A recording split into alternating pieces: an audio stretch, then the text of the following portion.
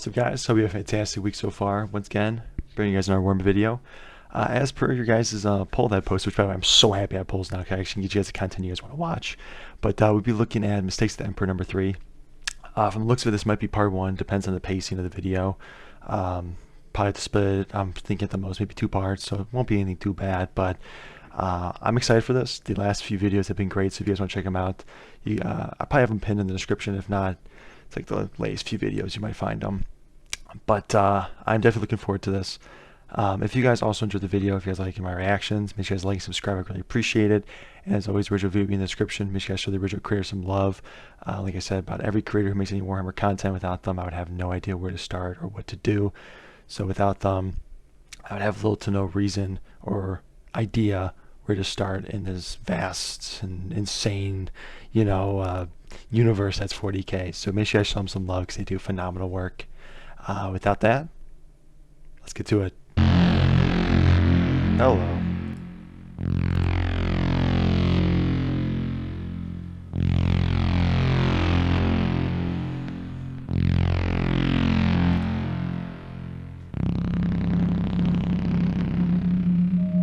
So loud. I'll turn it down a little bit, because I think it's loud. Rescind my previous looped broadcast. Replace it with this. Lorgar of Colchis, you may consider the following. 1. I entirely withdraw my previous offer of solemn ceasefire. It is cancelled and will not be made again, to you or to any other of your motherless bastards. Oh. 2. You are no longer any brother of mine. Oh. I will find you, I will kill you, and I will hurl your toxic corpse into hell's mouth. You've chosen the path of pain!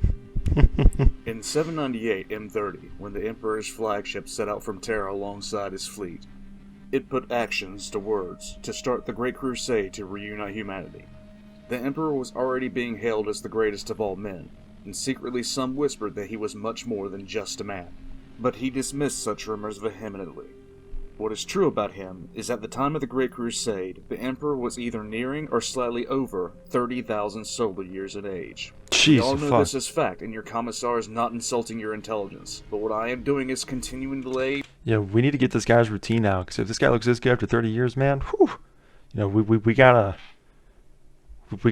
learn what he's doing, man, because this guy, I mean, he hasn't aged by a minute, dude. Reinforcement on the framework of my theory on the Emperor himself. You make a lot of money. In this particular instance, his age. Why is that so important, and why would I bring it up in particular now, in light of today's subject, Lorgar? 30,000 years, or in smaller numbers, 12,000 generations of humanity had lived and died while the Emperor walked. Imagine living while the world around you burns in the fires of war, plague, political, and religious unrest. Take 40K's lifespan since 1987. 34 years. Black Monday, Iran-Contra, the Berlin Wall, Desert Storm, the USSR falling apart, the formation of the EU, cloning, Kosovo, the International Space Station, 9/11, the Iraq War, Afghanistan, the Great Recession, Deepwater Horizon, the God Particle, the flyby of Pluto, dozens of hurricanes, earthquakes, and typhoons, 2020, and the most horrific of all, Bieber fever. You know it's bad when you're put above 2020, man.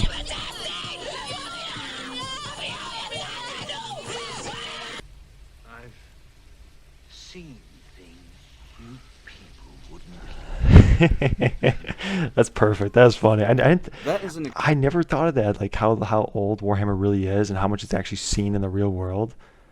You know, it kind of puts a perspective on what he's seeing. Because like if you think about it, it's like everyone says, "Oh, I want to live forever." Like I've had people I talk to that say they want to live forever and stuff. I'm like, it doesn't sound fun at all. You know, it's like you'll see everything, you'll do everything, and it just, I don't know, it just doesn't sound like you'll enjoy anything in life. That's probably why he was like the Emperor was so, I guess you say, diluted to normal emotions and whatnot, which there might be other reasons for it, but I'm thinking this might be one factor into it, because man, when you live that long and you've seen that much stuff, I mean, even 50 years of it, you kind of changes your whole mindset a little bit. At least that's what I believe in. Extremely short list of major events. The Emperor has been through that almost 900 times over. Wow. What sort of mentality does that experience breed? What sort of actions would that depth of experience warrant? It is my personal mantra that any opinion that cannot be defended without dismissing other key facts isn't an opinion worth having or even speaking about. This brings me to Lorgar. There are multiple things about Lorgar himself that bear the question that always seems to start with, why did the Emperor X? This, more than Angron, will be the first real test of my assertion of the Welcome to Emperor's nature. Jackass. And of course it has to be Lorgar, because of course it would be. In the grand scheme of things, it all begins with Lorgar, and no, I am not talking about the raising of Monarchia in the first place. I am talking far before that. Because the first question that should be asked, even though it's not usually asked at all, is this.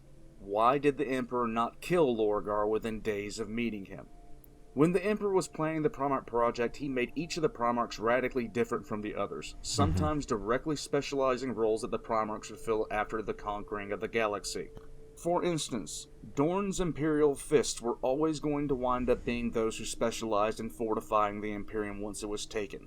Magnus the Red was most certainly going to be tasked with the maintaining of the Imperial Webway, Looks and cool. it's not a far cry to say that his Thousand Sons Legion would have been tasked with defending it from the possible predations of the Warp. The Alpha Legion would have been the Secret Police, and the Raven Guard right alongside of them. So on and so on. Lorgar was meant to be the diplomat, while at the same time being Magnus's backup to manage He was the a Webway. diplomat? Lorgar's purpose, regardless of my being right or wrong about his post-heresy future, was ruined. It was not exactly the planet that he landed on, nor Cor Ferron as many would believe, but it was Lorgar's own nature that led to his eventual destruction. The Emperor's nature has been the topic of this series, but to understand Lorgar, to truly understand Lorgar, understand the following. Lorgar's personality matches the Emperor's in all but three regards: accountability, confidence, and self-delusion. In every other way, were one to place Lorgar and the Emperor side by side, they would match up on any given personality test. These flaws, it is my assertion, were not simply personality flaws. Well, yeah, I don't think if you're compared to the Emperor, I mean, if you're talking like in a power perspective, that's sweet, you know what I'm saying? But like, to be compared to the Emperor, which if you guys have not seen how the Emperor reacts, you might want to go back and watch a few of my videos. He's not the most heartwarming person, especially as a father. So, you know, you can take that as, you know, you can take that, you know, as it is. But I think if you can compare the Emperor in that kind of sense, it's not really a good thing. They were engineered to be a part of Lorgar's emotional makeup by the Emperor himself. This may seem strange, but it is actually nothing new. Several of the Primarchs held very specific emotional dispositions that either formed them into the paragons or nightmares of the planet that they landed on. Kurz would be the best example of this outside of Lorgar himself. Conrad Kurz wanted to bring order. In fact, order and justice were at the core of his being. In both Conrad and Lorgar's cases, however, their natural tendencies became vastly warped by two things: the planet that they landed on, and the people who formed their early lives. What's this guy turn into, man? He looks like a Conrad troll, had no one bro. to teach him about the subtle nature that justice must have for it not to be injustice. There was no one to teach him that order can be brought about without tyranny. He knew what a crime was almost instinctively, but what turned Conrad Kurz into the Night Haunter was the application of justice without mercy or understanding. For the longest time, It's like a woman who medieval stole times. food to feed her starving children was the same as a murderer in Conrad's eyes. Ooh. Both were criminals, and both needed to be punished. Once the Emperor came to Nostromo, and once Conrad began to learn that there was another way, he eventually began to lose the battle for his sanity that had been waged in his mind. Conrad was plagued by visions of the future, visions that ultimately he would bring to pass Dude, by bro his is own not actions. looking good, man. That, coupled with the fact that Conrad could no longer look at what he'd done for years on his home planet as justified, eventually destroyed the Primarch, leading him down a road of self-destruction. Lorgar, on the other hand, was not affected by a lack of supervision and guidance.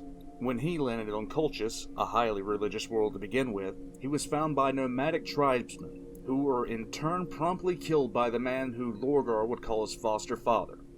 This man, Cor Ferron, was a power-hungry opportunist who had been expelled from the capital city of his faith because of his belligerent stance toward the spreading of his church. What gods did the church worship? Well, I'll give you 5 guesses, but you'll only need 4. And no, for all you screaming Malal right now, this is not fucking canon! In Lorgar, Cor Ferron's... I don't know what that thing was. Like I said, noob here. But that thing looks completely insane. Was it like a big wolf thing? saw I'll a chance pass. not to Nope. nurture and teach, but to control. Kor Pharon was both emotionally and physically abusive towards Lorgar. Yes, Kor Pharon abused Lorgar, and Lorgar, despite easily being able to kill Kor Pharon, never raised a hand to him. Wow. In fact, the abuse was so severe that some of Kor Pharon's troops I was just looking at some of his armor. What's that? Little cut there for a minute. You guys can fill me in on that. mutinied against him because they refused to beat Lorgar for what was some minor transgression by all accounts.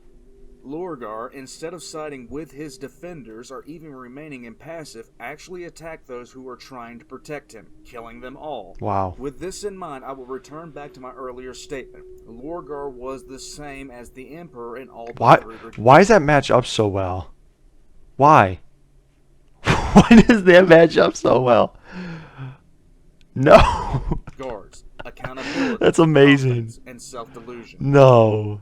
At every turn in Lorgar's story, these three deficiencies form the core of why Lorgar turned out the way he did. Kor Pharon identified these personality flaws very early on and used them to devastating effect. It did not matter that Kor Pharon was beating him or having others beat him. It didn't matter that Kor Pharon was emotionally abusive and dismissive of Lorgar's own budding beliefs. It doesn't matter what you think! This is not a case of what we call Stockholm Syndrome, where a captive develops an emotional attachment to their captor. At any point when Kor Pharon was hitting Lorgar, Lorgar could have simply falcon punched Kor Pharon into a suborbital trajectory, Easy. and both Lorgar and Kor Pharon knew that. What mattered was that Lorgar, Psychological. in the end, needed to be a follower.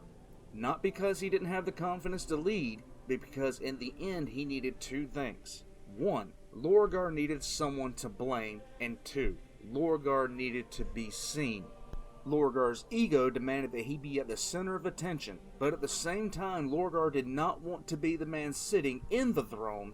He never wanted to be that man.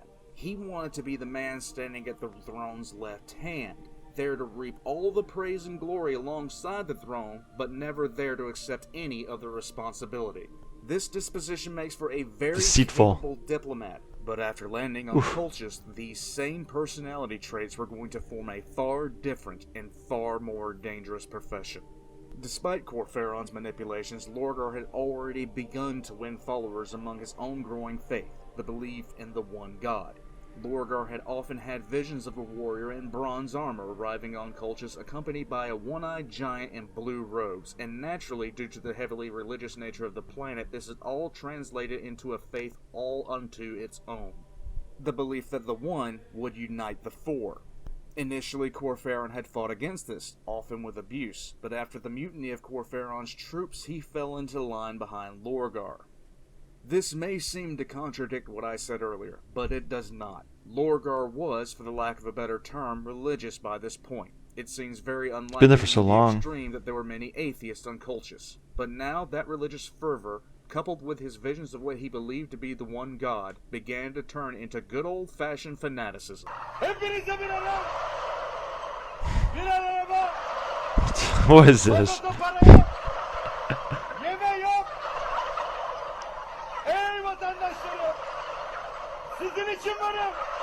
I don't. Preaching of the one god to the masses, in effect becoming this new god's prophet, standing at the right hand of I don't know where blameless to his followers. Where does he find these like little like snippet like shorts to put in? Like where is he? Like if you search his search history, it's like, you know, guys speaking XX language to like chickens, whatever. It's like, I don't know. It's just golden. After all, I love if it. your followers believe that God wills that a city burn with every man, woman, and child inside, mainly because you told them that's what the God wanted, then it's not you committing the act, it's you following the will of a higher power. Eventually, his following, the Brotherhood of Lorgar, split from the main church of Colchis, and what followed was a brutal holy war called the Schism Wars that eventually involved the entire population of the planet.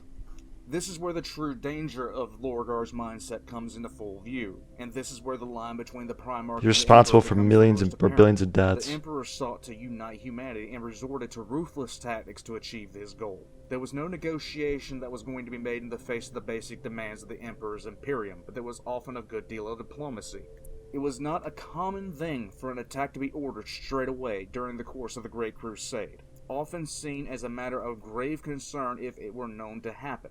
There were a fair amount of wars to achieve compliance, but it was seldom that they were waged maliciously, and finally, at the end of the day, all the blame landed on the shoulders of the Emperor himself. The Schism Wars were a far different matter, with Lorgar massacring cities who stood against him. It is an easy estimation that Lorgar killed upwards of a third of the population of the planet in both the conquering probably of doesn't it even in care the name either. of one god, as well as the purges of the disbelievers that followed. This is the distinct difference between the Emperor and Lorgar. The Emperor ordered the deaths of billions in the name of reuniting humanity, but only if needed, and only the religious who refused to retract in the face of repeated attempts at reason were put to the sword. The Emperor also shouldered the responsibility for these actions himself. Lorgar ordered the same in the name of his god, and there was no chance for retraction, but Lorgar was never to blame for the horrific atrocities he committed. Not to the eyes of his followers, no, because he was doing them for his god and not for himself. Sure. Note my sarcasm in Plenty of this. sarcasm. To be absolutely perfectly clear, the only time the Emperor acted in war the same as Lorgar did is when the Emperor was dealing with Xeno empires.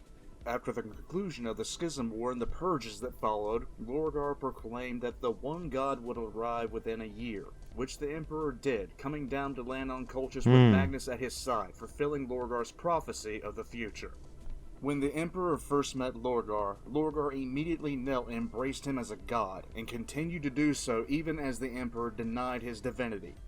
In fact, contrary to popular belief, the Emperor denied his divinity multiple times to Lorgar, which Lorgar only took as further proof that the Emperor was divine. And that's when, his head, and what I mean by that is how he's kind of crazy. He's turned so religious and believes in his own prophecy that much. There's really nothing you can do to help him at that point, He believes what he believes in. There's no change in it. Hence why the Emperor has denied it multiple times, and he still refuses to really believe it. He's just... It's so confusing to think about, but I can see why that probably caused the Emperor a headache, because I think that would cause anyone a headache. What you just said is one of the most insanely idiotic things I have ever heard. Yeah, basically. At no point in your rambling, incoherent response were you even close to anything that could be considered a rational thought. What kind of crack-headed bullshit is that? I wish my bank would tell me I was a billionaire, and as much as I denied saying I was a billionaire, they just kept on throwing money at me. Same. That'd be sick, dude. That would make me really fucking happy. Same. I'm just saying. The sweet. celebration on Colchis lasted for what was said to be months, with the Emperor frequently showing his disapproval of the religion of the world, which just so happened to be worshipping him. In fact, the Emperor was so forceful in showing his disapproval to Lorgar that the fanatical Primarch actually began to hide his faith. And eventually, despite the Emperor's misgivings, he gave command of the Imperial Heralds to Lorgar. Oh, gosh. A legion, ironically enough, whose stated goal was to remove the taint of religion from the galaxy. Listen, I know he's powerful and all, but you're going to give the army, the division that's designed to purge, per se, religious intentions and whatnot, and you're going to put a guy who was following you around for months and was refusing to accept the fact that you aren't his god, and you're going to put him in charge of this. What can go wrong? A lot. A lot can go wrong. A lot. This is going to be just such a stupid decision. Lorgar was obsessed with either hearing himself talk or having others read his And he's also words. egotistical In the early too, which is days great. After he joined the Great Crusade, he penned several works that were harshly critical of religion at large. But he remained completely silent on the nature of his father. The converting of his legion came in the form of one whispered word at a time, and careful assignment placements to lose Terra-born legionnaires by pure attrition, replacing them with Colchisian stock who were already well indoctrinated. Oh boy. This was not a natural phenomenon. This was a carefully planned out and orchestrated series of events that Lorgar himself set into motion in order to slowly convert the entirety of his legion into his religion. This was not a slapdash operation or just an overly devoted worshiper spreading the good news of the faith. He's It was nuts. a coordinated dance of events to change the spiritual makeup of a legion without attracting outside attention. We're going to stop there for a few moments to consider one very important It's question crazy. that outside of context makes no sense. It was clear to anyone with a pulse that upon showing up on Colchis, the planet itself as well as the Primarch were extremely religious. To someone such as the Emperor, the fact that Lorgar was a fanatic would have been readily apparent. The Emperor's stated goal of the Crusade was to unite all of humanity under an atheistic government. So why would the Emperor not only allow Lorgar to Exactly. live, but also allow him to recruit directly from the highly religious population of Colchis?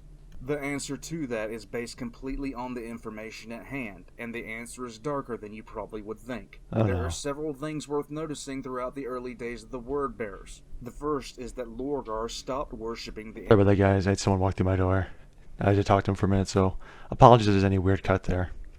taking his beliefs private until the quiet conversions had reached a point where he could openly worship again in his own ranks. It was only then that the pace of the word-bearers in the crusade began to slow, as once the majority of the word-bearers had been converted, then Lorgar could easily explain why he was lingering to those who would then convert the worlds they conquered. The Word-Bearer Legion slowed their pace This guy's a and virus, progressed to bro. an absolute crawl, achieving not Imperial compliance, but Lorgar's version of Imperial compliance. This guy's a snake, man. The Emperor knew very well what was going on. Reports came in from first the Word-Bearers and then outside of the Word-Bearers that were actively informing the Emperor about the changes within the 17th Legion. Anyone who focuses on the lore surrounding the Unifications Wars as well as the Great Crusades know very well the Emperor was set on completely disbanding religion in its entirety. Maybe when the But atheist for some government. a reason I will soon go into, the Emperor was content for the time being to allow Lorgar to continue with his worship. So, why was it allowed in the first place? What? Why did not only the Emperor allow Lorgar to live, but also give him a full legion to have the opportunity to Plot. spread his face to the stars beyond Colchis? On the outside, this makes little to no sense, but as I have stated several times already in this series, context is everything, and for this decision, context is needed. The reason behind the Emperor allowing Lorgar to live has nothing to do with Lorgar himself, the Primarch of the 17th Legion. However, it has everything to do with the Imperium's attitudes before the Emperor met Lorgar, with the 2nd and 11th Primarchs, and most importantly an event known as the Rangdan Genocides. All that is known about the 2nd and 11th Legions is that they were still around by 930 M31, from perhaps the only lasting record of their legions participating in the Rangdan Genocides. Imperial records have been completely purged of all other information surrounding the two legions and their primarchs. The only evidence that they existed to begin with comes from a single line in the Guardsman's uplifting primer and a few ancient plinths that stand empty. What is known is that sometime between 930 M31 and 964 M31, all traces of the existence of the 2nd and 11th were nearly wiped out, and the event Damn. was traumatic even to the Emperor himself. It is known that Lehman Russ and his legion were involved, but it is not actually clear when this happened. The timeline of events is not Such clear, a to cool say the looking least. just set of Between the armor, 2nd dude. and 11th Primarch, And the however, sword. shame is Oh. only placed seemingly on the 2nd, while the 11th is not mentioned in these terms in the few lines of dialogue and personal musings on the two Primarchs in the lore. What is clear is that whenever it did occur, it was still very fresh in everyone's mind. Whatever occurred was severe enough that even Sanguinius was concerned about bringing a genetic flaw within the Blood Angel's Legion to his father, for fear that it would result in the destruction of his Legion and himself. Wow. What can be implied is a genetic mutation similar in nature destroyed at least one of the legions, and from the words of Belisarius' call, we can infer that the Primarch was ultimately responsible. The fates of these two legions and their primarchs answer a few very pressing questions. The first is why Lorgar was allowed to live in the first place. Due to the information in the lore, it was known that Lorgar was met by the Emperor only a few years before the beginning of the Rangdan Genocides. While the meeting between the Emperor went well from the standpoint of the Emperor, with Lorgar eventually not speaking of him as a god anymore, at least openly, it still left a good deal on the Emperor's mind. Well, it should, because it's not like it's like this guy's been religious, heavy religious for his entire life, and I just come down here in 2 months he stops. No, it doesn't work that way. That's the no.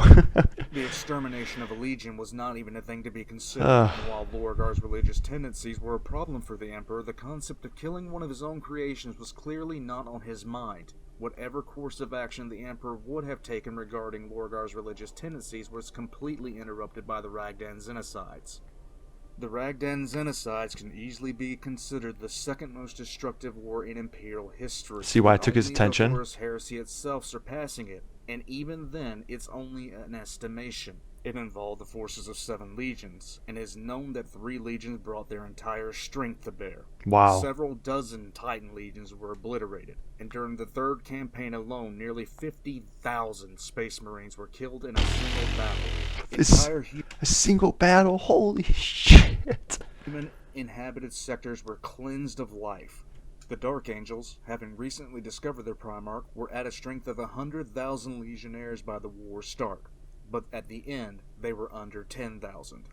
The Death Guard was so depleted that their Primarch Mortarion actually authorized emergency acceptance of recruits that did not come from his homeworld of Barbaros, something that he simply did not do on principle.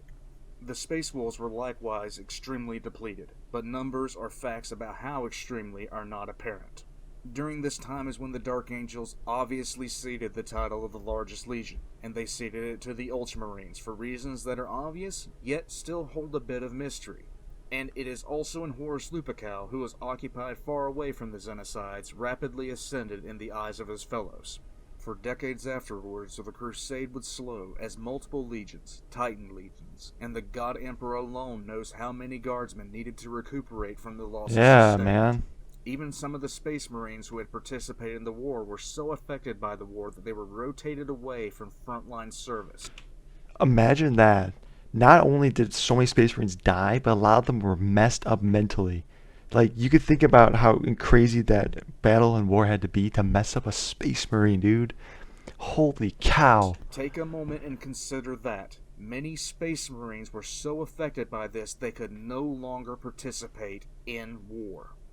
The only time the number of Astartes dead would even be rivaled would be during the Istvan V drop site massacre, where 3 full legions were nearly wiped out, and even then it is up to speculation, as we do not have solid numbers of the dead in the Xenocides, as most of the records are sealed or redacted.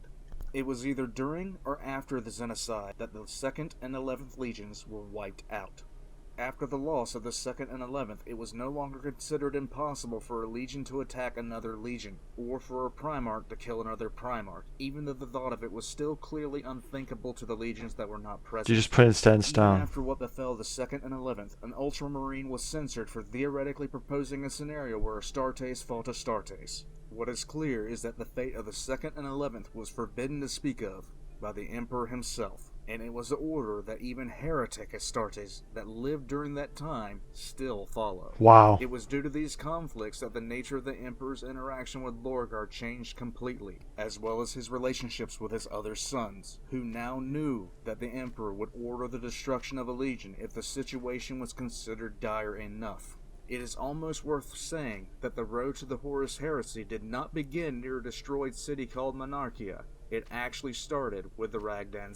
Alright, I'm gonna stop it right there, at least for part 1. That was crazy. We learned a lot of lore and about how crazy shit is. I mean, that's crazy. 50,000 dead. Space Marines not being able to psychologically handle warfare anymore. Space Marines. I mean, it's crazy, and just how terrible this timing was for the Emperor, about everything that can go wrong for him. Went wrong from, like, when you have corruption building up in your ranks. All of a sudden now one of the most dangerous and deadliest, if not the second most deadliest wars in history took place. I mean, that's just really shit luck. But I hope you guys enjoyed this video as much as I did. I'm excited for part 2. It should be coming out shortly. I'll probably make a little poll about it, see if you guys feel like you guys want to see part 2 now or at a later date. As always, the original video will be in the description. You guys want to check it out. I always highly encourage it. As you guys saw from the video, his content's amazing, and he deserves far more than he already has. So make sure you guys show him some love if you have not. If you enjoy my content and you're new here, make sure you guys like and subscribe. And I'll see you guys in the next one. Take it easy.